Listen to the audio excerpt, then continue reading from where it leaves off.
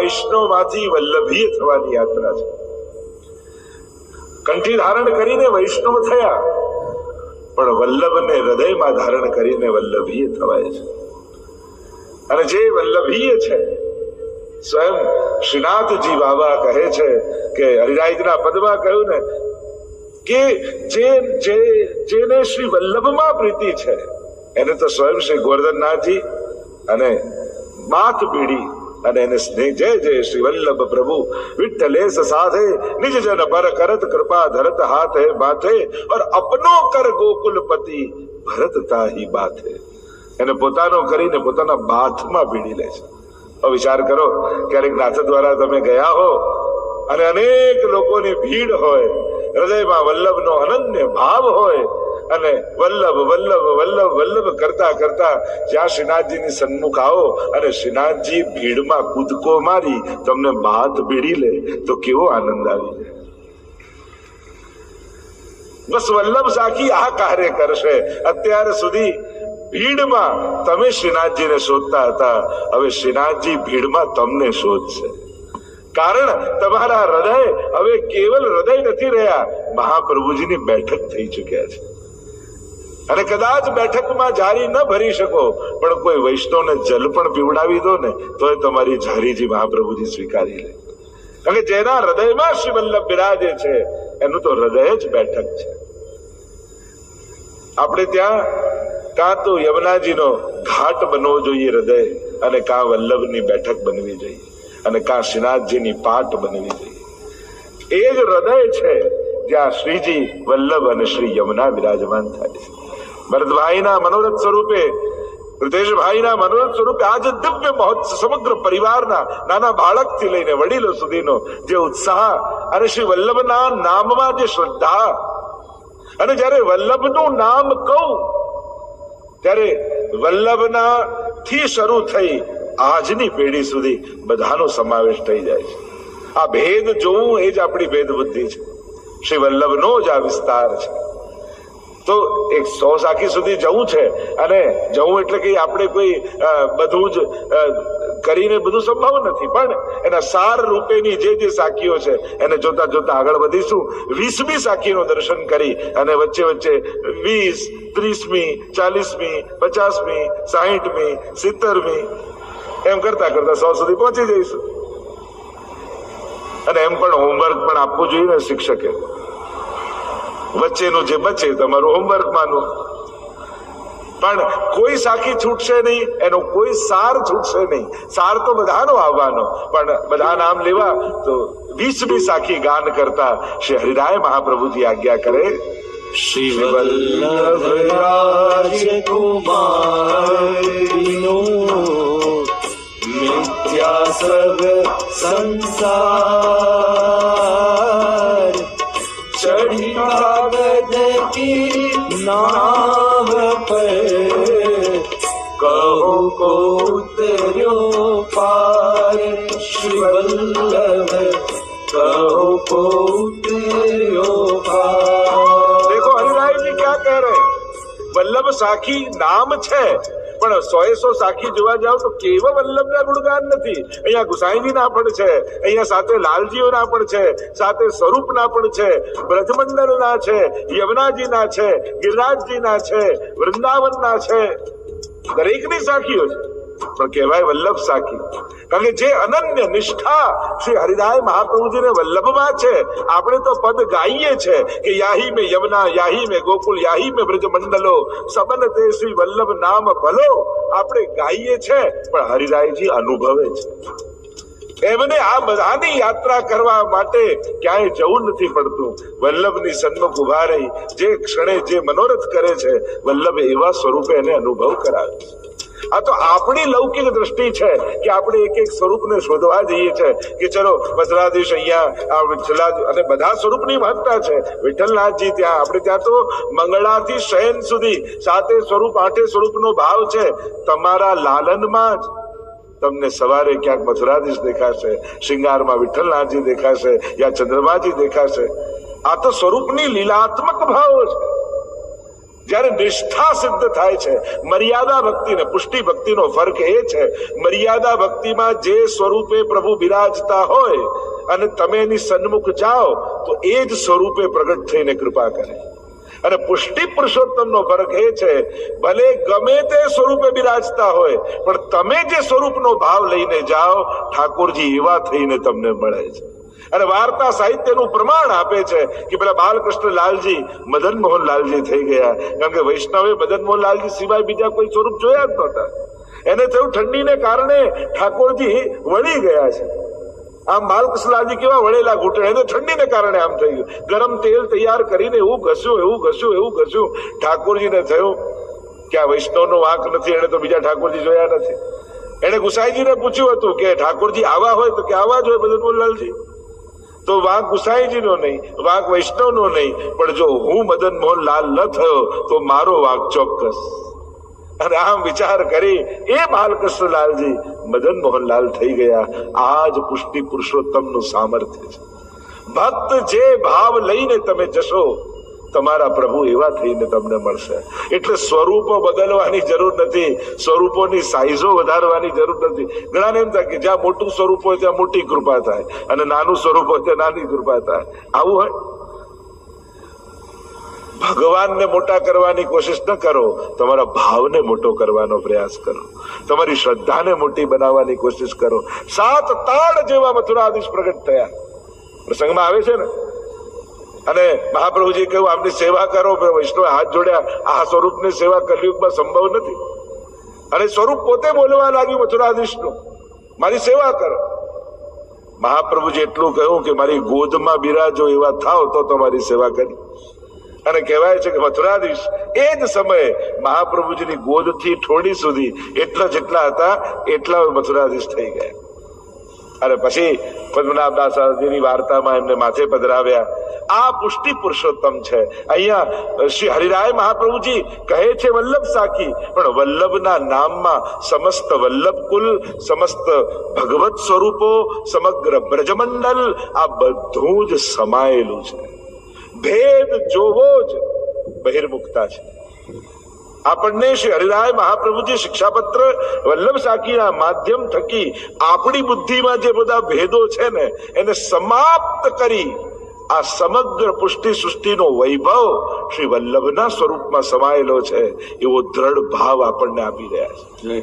અને જયારે આવો દ્રઢ ભાવ થઈ જાય પછી તમે જ્યાં પણ જશો, જે ભાવ કરશો એવા સ્વરૂપે વલ્લભ તમને મળશે. શ્રી વલ્લભ રાજકુમાર બિન મિથ્યા સબ સંસાર. શ્રી વલ્લભ રાજકુમાર શ્રી ગુસાઈજી વગર આ સંસાર મિથ્યા છે. કારણ મળેલો સંસાર પણ બાંધનારો ને પાડનારો જ છે. જીવનભર મહેનત કરી માણસ એ જ ભેગું કરે છે જે એને મુક્તિ માટે બાંધનારું છે. તમે તરવા માટે કૂદો તો પથ્થર બાંધીને કૂદો તો તરાય કે લાઈફ સેવિંગ ગાર્ડ બાંધીને કૂદો તો તરાય. જીવનમાં વિચાર કરો, ભવસાગર તરવા માટે કૂદ્યા તો છીએ પણ જોડે બાંધ્યું શું છે? જો ડુબાડનારું બાંધશો, ભારરૂપ બાંધશો તો ડુબાડી દેશે. સંસારને મારી બુદ્ધિ, મારી હોશિયારી, મારો પુરુષાર્થ અને એનાથી મેં આ બધું કમાવેલું, મેં બધું ભેગું કરેલું, તો આ બધું ભાર છે. પણ ઠાકોરજીની કૃપાથી મળ્યું છે, પ્રભુના પ્રસાદ રૂપે મળ્યું છે. મહેનત તો બધા જ કરે છે પણ ઠાકોરજીની મારા પર કૃપા છે. આ મારો મળેલો સંસાર પ્રભુનો પ્રસાદ છે. આમ માનીને સંસારમાં રહેશો ને તો સંસાર પણ ઉદ્ધારનું કારણ બની જશે. ઠાકોરજી પરીક્ષા કરે ભક્તની. પ્રભુ કહે કે તને સંસારમાં ફસાવું, ચલ તને ઘર આપું, આમાં તો તારું મન ફસાઈ જશે ને. વૈષ્ણવ કે ના, આમાંય ઠાકોરજી પધરાવીને સેવા કરીશ, મને ફસાવી નહીં શકે. અચ્છા, તો તને પરિવારના સદસ્યો તને એવા આપી દઉં કે તને બહુ પ્રેમ કરનારા હોય, હવે તો તારું મન ફસાશે ને. વૈષ્ણવ કે ના, એમને પણ બ્રહ્મ સંબંધ કરાવીને વૈષ્ણવ બનાવી લઈશ એટલે એ જ મારા સત્સંગી થઈ જશે, હું નહીં ફસાવું. અચ્છા, તને ધન આપું, એમાં તો ફસાઈશ ને. ના, હું ભરતભાઈની જેમ કથા કરાવી અને ધનનો વિનિયોગ કરાવી દઈશ, આ ધન પણ ઉદ્ધારનું કારણ કરાવી દઈશ. પ્રભુ કહે તને આ બધા એવા લૌકિક પદાર્થ આપું કે તું ફસાઈ જાય. વૈષ્ણવ કહે કે આ બધાનો પ્રભુમાં વિનિયોગ કરાવી આને જ ઉદ્ધારનું હું કારણ બનાવી દઈશ. તો શ્રી વલ્લભ રાજકુમાર બિન મિથ્યા સબ સંસાર. અને ચડી કાગજ કી નાવ પર કહો કો ઉતર્યો પાર. અને હરિરાયજી એક્ઝામ્પલ આપે છે કે જો મારી વાત ન માની હોય તો કોઈ દિવસ તમારે નદીના આ કાંઠેથી પેલા કાંઠે જવું હોય અને એક સરસ કાગળની નાવ બનાવો અને વિચાર કરો નાવ જ છે ને, લાવને આમાં બેસીને પાર ઉતરો, તો ક્યારે કોઈને કાગળની નાવ પાર કરી શકે? ક્યારે ન તરી શકે. એ તો ડૂબી જ જવાનું. જે ડૂબવાના સ્વભાવ વાળું છે એને પકડશો તો એ તમને ડૂબાડશે, અને જે તરવાના સ્વભાવ વાળું છે એને પકડશો તો એ તમને તારશે. આ પુષ્ટિ ભક્તિ માર્ગની વિશેષતા એ છે, અહીંયા જેણે પણ શ્રી વલ્લભ કે ગુસાઈજીનો હાથ પકડ્યો છે એ ગુસાઈજીએ ક્યારેય ડૂબવા નથી દીધા. એક એક ઘટના, એક એક પ્રસંગ તમે જુઓ. પેલા ગુલાબદાસ ગુલાબ ખાન થઈ ગયા. એક રાજાને ચર્મરોગ લાગ્યો અને કહ્યું તું એ ગુલાબદાસના દર્શન કર, તારો રોગ મટી જશે. ગુસાઈજીએ કહ્યું ક્યાં રહે છે? કે આગ્રામાં. અને આખા આગ્રામાં ફરી વળ્યા, ક્યાંય ગુલાબદાસ છે? બધેથી ના, અહીંયા તો કોઈ રહેતું નથી. કોઈ કહ્યું ગુલાબ ખાન છે જે આ ગણિકાને ત્યાં રહે છે, નાચનારી ત્યાં. કહ્યું કે આખા ગામમાં ફરી વળ્યો, ક્યાંય દેખાયા નહીં. ચલો જે નામ તો સરખું છે મળી તો આવવા દો. અને સીડીઓ ચડીને જ્યાં દરવાજો ખટખટાવે છે, દ્વાર ખુલ્યો, માથા પર ટોપી ને લાંબી દાઢી. પૂછું કોણ છો? અને આ રાજાએ કહ્યું હું વૈષ્ણવ છું. અને આ સાંભળતાની સાથે રૂવાડા રૂવાડા રોમાંચિત થઈ ગયા. પૂર્વમાં કેટલા વર્ષો પહેલા ગુસાઈજી પાસે બ્રહ્મ સંબંધ લીધું હતું. સંગ એવો લાગ્યો, ગણિકા સાથે રહેવા લાગ્યા, મદિરા પાન કરવા લાગ્યા, ધર્મ બદલી અને પોતાનું સ્વરૂપ ભૂલી ગયા. અને પેલા રાજાએ કહ્યું મને ગુસાઈજીએ મોકલ્યો છે. અને જ્યાં ગુસાઈજીનું નામ સાંભળ્યું આંખોમાંથી અશ્રુની ધારા વહેવા લાગી. અને મને કહ્યું છે કે ગુલાબદાસના દર્શન કરશો, એ મારો બહુ પ્રિય વૈષ્ણવ છે, એના દર્શન કરવા માત્રથી તારો રોગ મટી જશે. અને જો તમારી સામે ઉભા રહેતા જ મારો રોગ સમાપ્ત થઈ રહ્યો છે. અને જ્યાં ગુસાઈજીના વચનો કર્ણમાં પડ્યા, ઘૂંટણીએ બેસી ગયા. ચોધાર આંસુએ રડતા એ ગુલાબદાસ ફરી ગુસાઈજીના સેવક થઈ ગયા. श्री गुसाई जी ની આ અહેતુ કી કૃપા. क्योंकि चढ़ी कागज की नाव पर, नाव જેવા આકાર દેખાય એવા દુનિયામાં ઘણાય તમને મળશે. અમે તમને તારી દઈશું, અમે તમારું કામ કરાવી દઈશું, અમે તમારી મુક્તિ કરી દઈશું. ઘણું બધું દેખાશે કે જ્યાં એમ કહેવામાં આવશે કે તારીશું, ઉગારીશું, પણ એ બધા કાગળની નાવ જેવા છે. અને નાવનો આકાર એ તારી શકતો નથી. નાવ શેની છે એ જ તારે છે. એમ ઘણી એવી નૌકા દેખાય, પણ શ્રી ગુસાઈજીના ચરણ જેણે પકડ્યા છે. અનેક અનેક વાર્તા. જો આ રાજનગરના શેઠનો પ્રસંગ આવે છે, ગુસાઈજીના સેવક થયા. ગુસાઈજી કહ્યું ચાલો બ્રજમાં. અને કહ્યું કે જયરાજ આપની કૃપા થશે ને ત્યારે બ્રજમાં આવીશ. આપણે જે ના કામ કરવું હોય ને એને કૃપાના શબ્દમાં ઢાંકી દઈએ. આ તો પ્રભુની કૃપા થશે ને ત્યારે કરીશું. ન ગયા. અને ગુસાઈજી ત્યાં યાદ કરે છે કે મારો સેવક ક્યાંક એની સંસારિક ગતિ ન થઈ જાય, લૌકિક ગતિ ન થઈ જાય. એટલે સેવકને મોકલ્યો કે જાઓ એને બોલાવી લાવો. આવે બોલાવવા માટે કે ચાલો. ગુસાઈજી બ્રજમાં યાદ કરે છે. અરે હમણાં દીકરાને પરણાવ્યો છે ને બધું, નવી વહુ આવી છે, બધું ઘરનું લૂંટાઈ જાય, થોડી સેટલ થાય, બધું શીખી જાય, બધું ઘરના રિવાજો, પછી આવું છું. ન ગયા. દેહ પડી ગયો. શ્વાન બનીને બેઠા દોઢી ઉપર. શ્વાન યોની મળી. ગુસાઈજીને ચિંતા થાય છે મારા સેવકની અધોગતિ ન થઈ જાય. ફરી મોકલ્યો કોઈને, જાઓ બોલાવી લાવો. ડોરડી પર બેસેલા એ શ્વાનને જઈને કહે છે કે ચાલો ગુરુદેવ ગુસાઈજી યાદ કરે છે. અરે આ ઘર ખુલ્લું મૂકીને જઈ જાય છે. મારા આખા જીવનભરની મહેનત તો પૈસો કોઈ લૂંટી જાય તો હું તો ધ્યાન રાખું છું. હમણાં નહીં આવું, પછી આવીશ. ન ગયા. શ્વાન દેહ પડ્યો, સર્પ બનીને ધન ઉપર બેઠા. ગુસાઈજીને કરુણા આવે છે. અરે આ જીવની અધોગતિ ન થાય, આ પ્રભુનો જીવ છે. ફરી મોકલ્યા કે હવે તો લઈ આવો. ના ના, મારું ધન કોઈ લઈ જાય તો હું ના આવું. ન ગયા. એક નાળામાં હજારો કીડા ખદબદતા હતા, એમાં કીડો બનીને જન્મ લીધો. ગુસાઈજીને હવે દયા આવી. કહ્યું મોકલનારને કે શેઠજીને કહો આવે, ન આવે તો હવે પકડીને લઈ આવો. આવ્યા. વૈષ્ણવ શોધતા શોધતા હજારો કીડાઓ ખદબદી રહ્યા હતા અને એમાં એક કીડો બનીને જન્મ લીધો છે. અને વૈષ્ણવ આવીને કહે છે, ચાલો, ગુસાઈજી યાદ કરે છે, વ્રજમાં બોલાવે છે. કહ્યું, આના જેવું સુખ બીજે ક્યાં મળવાનું, હું ન આવું. અને વચન યાદ આવ્યા ગુસાઈજીના. પકડ્યો એ કીડાને, પૂર્યો ડબ્બીમાં, લઈને ચાલ્યા છે. આવ્યા છે ગુસાઈજી યમુનાજીના તટમાં, ગોકુલમાં સંધ્યા વંદન કરી રહ્યા છે. અને સંધ્યા વંદન કરતા એ વૈષ્ણવ આવ્યા. પૂછ્યું, શેઠજી આવ્યા?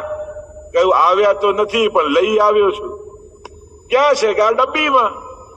કેટલા જન્મો ગયા, ગુરુ યાદ કરે છે પણ સેવક જવા તૈયાર નથી. ગુસાઈજી કહ્યું, લાવ મારી પાસે. ડબ્બી ખોલી, કીડો બનેલા એ શેઠજીને યમુનાજીમાં પધરાવ્યા અને સધેર એની લીલામાં પ્રાપ્તિ થઈ ગઈ. ચડી કાગજ કી નાવ પર, કહો કૌતર્યો પાર. શ્રી ગુસાઈજી વગર આ જીવને કોણ તારી શકવાનું? આ જીવ લૌકિક છોડી શકે એવું સાહસ એની અંદર છે નહીં. કૃપા થાય ને ગુરુદેવની, ત્યારે સંસારમાં અનાસક્તિ પેદા થાય. અને અનાસક્તિ એટલે ત્યાગ નથી, પણ આ બધું પ્રભુનું છે એવી સમજ પેદા થાય. પુષ્ટિ માર્ગનો ત્યાગ એટલે છોડવાની વાત નથી, પણ એવી સમજ કેળવાવી. આ બધું પ્રભુનું આપેલું છે, ઠાકોરજીનું આપેલું છે. આ પ્રભુનો પ્રસાદ છે, મારા પુરુષાર્થનું ફળ નથી. પ્રભુની કૃપા પ્રસાદી છે. આ ભાવ સાથે સંસારને ગ્રહણ કરવો, આ સમજ ગુસાઈજી આપણને આપી. ચડી કાગજ કી નાવ પર. દુનિયાનો ગમે તેટલો સમર્થ વ્યક્તિ હોય, પણ એક વસ્તુ યાદ રાખજો, માણસ મદદ કરી શકે, સુખી ન કરી શકે.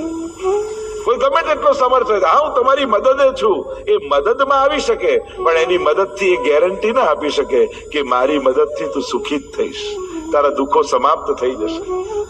સુખના દાતા તો કેવલ પ્રભુ છે, દુઃખના હરતા તો કેવલ ઠાકોરજી છે.